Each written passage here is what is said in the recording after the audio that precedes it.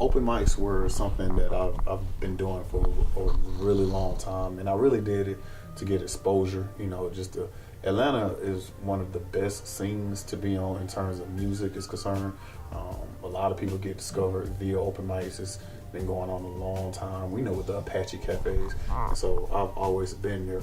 But the best thing I like about the fact that I play flute is that most of the times there will only be one flute player. Right. So that kind of made me stick out in people's minds. They may not know my name, right. And to this day, they still may not know my name. But when they see like a black guy walk in with a flute, they know it's me. Right. Because it's only you talking about that big black dude Oh with the flute? yeah, the black guy with the beard. Yeah, the one that looks like a linebacker. Oh yeah. The one that he, knock you out. Okay. Yeah, he dope. Yeah, I know him. Yeah, So again, they may not know the name, but they know what I do. And so I've been doing open mics, and doing open mics word of mouth. It works. It spreads like wildfire. So I may do an open mic and somebody will be there and say, hey, well, you think you can come to the studio and do this? My sister's getting married. You think you can play here? My auntie is having a birthday celebration, anniversary. Can you come play? Giving out business cards and pretty much just building and spreading the name. All the while, just again, building the professional side. Also this past year, I begun John William Flautist LLC. So I've actually began, this is a business now,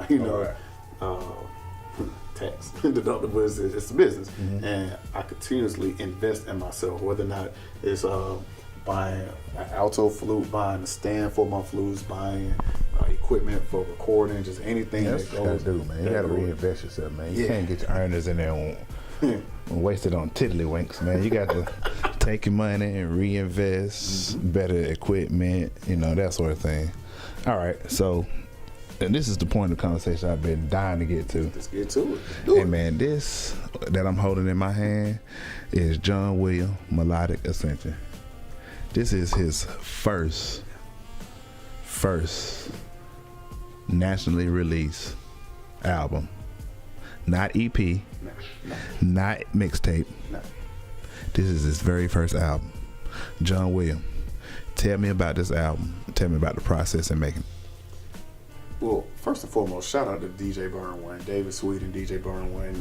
Even before we get to the album, I've done work with DJ Burn One in the past, just studio work, and he called me one day asking me to come up to a studio because he said he wanted me to play on this track that was given consideration for the movie, for the soundtrack for the movie Superfly.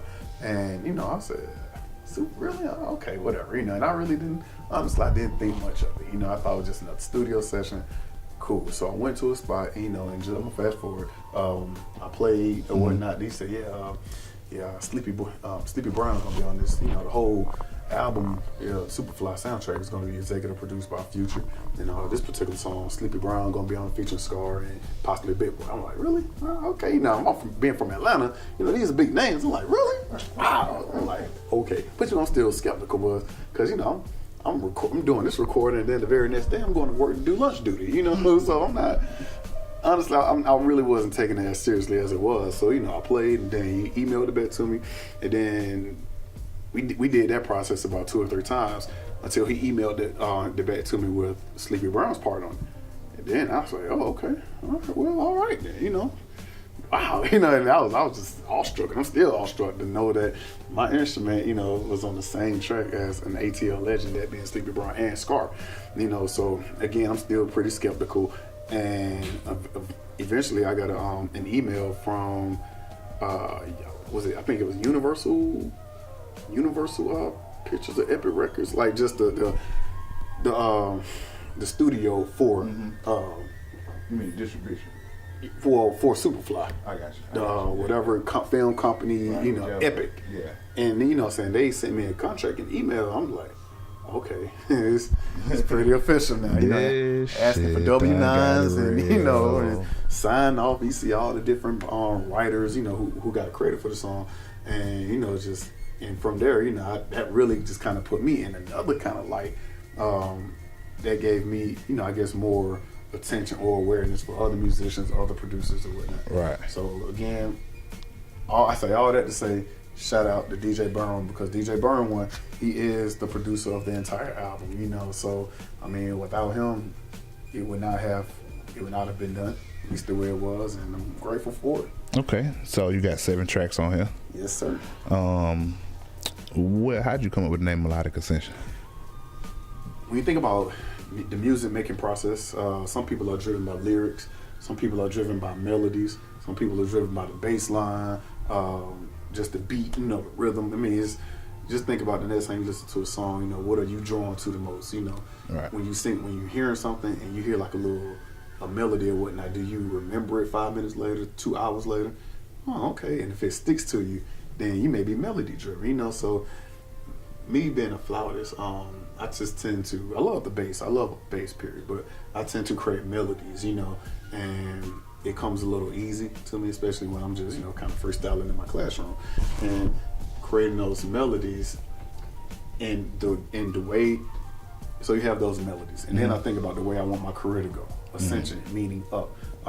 Melodic melodies can be ascending, going up, or they can be descending, and the way my career is going, the way I'm a natural melody creator, it's melodic. I feel I'm melodic, and I'm going up. Melodic ascension. Dope. I see you got another ATL legend on here. Yes, sir. Hey, man, you want to talk about it real quick, man? I'll let you talk about it, man, because we done all grew up on this dude here. Oh, Liberation. Oh my goodness. ATL, and the list goes on and on. Big Rube. Big Rube, shout out Big Rube. You want to get a message, shout out. Pop on this solar moon, man, with that Big Rube. Oh my goodness. Oh, man, appreciate it, man. Shout out to the Dungeon family, man. Dungeon family, Sleepy Rico. Big Rube, man. He actually, honestly, I just reached out to him. Okay. I reached out. It was on Instagram, and he markets social media, himself. Social media. He markets himself, and then in my mind, I said, why not? Right. It's ATL legend. That particular track is my kind of like my neo soul vibe that I had on it, and when you have somebody with the timbre of a Big Rube's voice is raspy and it's kind of heavy and deep. It forces you to listen, to the message that he's portraying. So that in contrast with the airy and kind of, I guess, lighthearted fashion that a flute can sound like, it was just like the perfect marriage of sound, between the two. So Big Rube, I reached out to him and he agreed. He gave me the price. I agreed, and I can still remember the day that he asked, because when I first called him, he didn't pick up. But I left a message. I just went to voicemail, and when he called me back, I was in the faculty meeting, and I jumped up, and everybody was looking at me like I was crazy, because again, Big Rube is calling me. I'd have been like, we put this meeting on hold. I need to talk to Big Rube. And then we get back to these chilling. Man, so I mean, and I told him, I said, I like just talk about love, your what you think about it, you can draw from your experience, he created his own verse, got that to me, we recorded it, that's how it came to be. 7 songs. I know they all like your children. Which one is your favorite? My favorite is Westview. Westview is my favorite. Yeah, Westview is dope. Westview, if you listen, it has like just kind of a somber tone, a little melancholy, it's at the end. When you think about, life, Alpha and Omega, the beginning and the end, that's why it's at the end of the album, because it's kind of, it has a fatality, a small morbid fatality kind of feel when you listen to it. I know when you say it reminded you of a New Orleans kind of wet funeral procession, and that is the kind of the vibe that you get from it. That was one of the first melodies that I created. Party on Peachtree Street, that was the first one. Westview was Westview was the second one, and it's one of the ones that it just stuck to me. It didn't go anywhere, and I.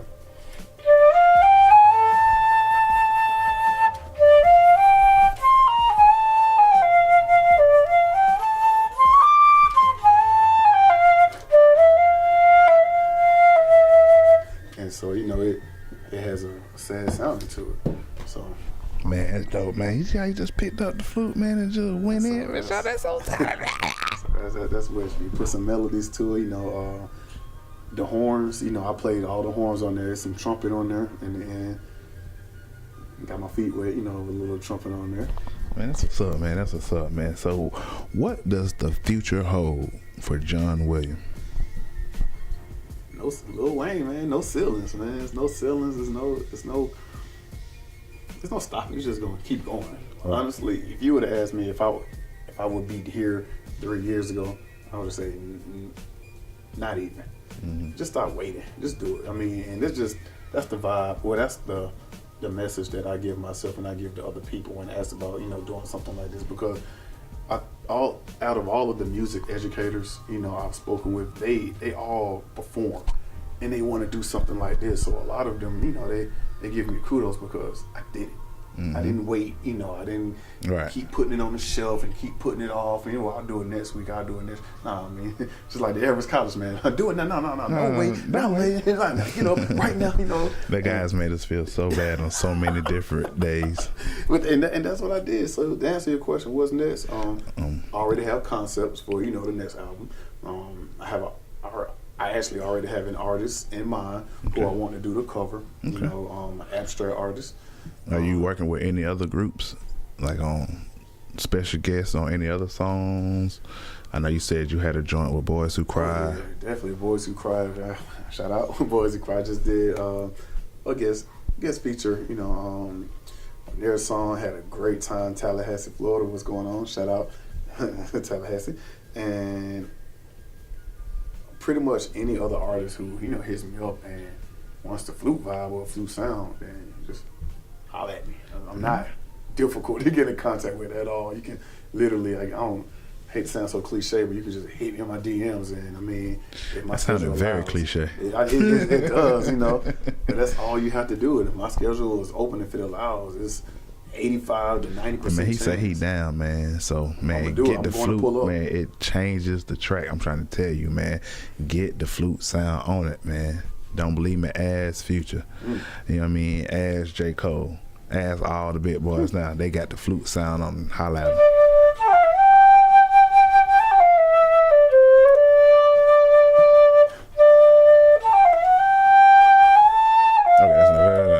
that's enough because I don't want to pay for that song. I ain't got money. I do not own the rights to the song that he just played. At all. Neither do I. Man, but with that being said, this brings us to the end of Conversations with LeRoy E. I've been here with John Williams Flutes, man. I appreciate it, man. Thank you, sir. Thank you, man. Thanks for having me, man. And this has been my first show, Conversations with LeRoy E, my very first show. This has been a long time coming, sitting down, talking to this young man. I'm super proud of him. John Williams, Melodic Ascension. You can get it anywhere. You can get a physical copy if you want to, but you can also get it at all your streaming services, Apple Music, Pandora. You can go to Tidal, Spotify, anywhere. Pick it up, man. Google Play. John Williams. I'm knocking down the CD. My bad, shawty. Don't hurt me. Again, Conversations with LeRoy E. John Williams. I'll holler at y'all. Peace.